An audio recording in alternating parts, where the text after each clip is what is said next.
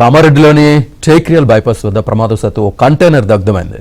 హైదరాబాద్ నుంచి ఢిల్లీకి పాత ఎలక్ట్రానిక్ సామాన్లతో వెళ్తున్న కంటైనర్లో ఒక్కసారిగా మంటలు చెలరేగాయి. కంటైనర్లో ఉన్న ల్యాప్టాప్లు, టీవీలతో పాటు పలు ఎలక్ట్రానిక్ వస్తువులు పూర్తిగా దగ్ధమయ్యాయి. ఈ ప్రమాదంలో 8 నుంచి 9 లక్షల వరకు ఆస్తి నష్టం జరిగినట్లు కంటైనర్ డ్రైవర్ తెలిపారు.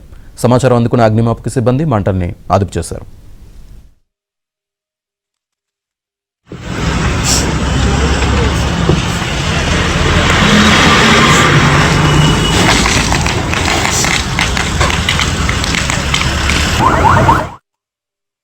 కంట్రోల్ ఫైర్ సర్వీస్ నుంచి ఒక కాల్ రావడం జరిగింది.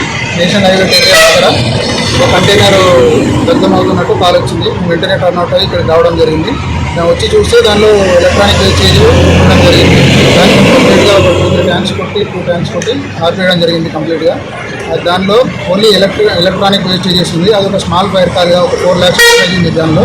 దాన్ని లోకల్ ఈ రోడ్ సేఫ్టీ వాళ్ళకి హ్యాండ్ చేయడం జరిగింది. తర్వాత వెహికల్ కూడా సేఫ్గా ఉన్నది. వెహికల్కి ఏం డ్యామేజ్ కాలేదు. ఓన్లీ కంటైనర్కి మాత్రం బ్యాక్ సైడ్లో కొంచెం డ్యామేజ్ అయింది.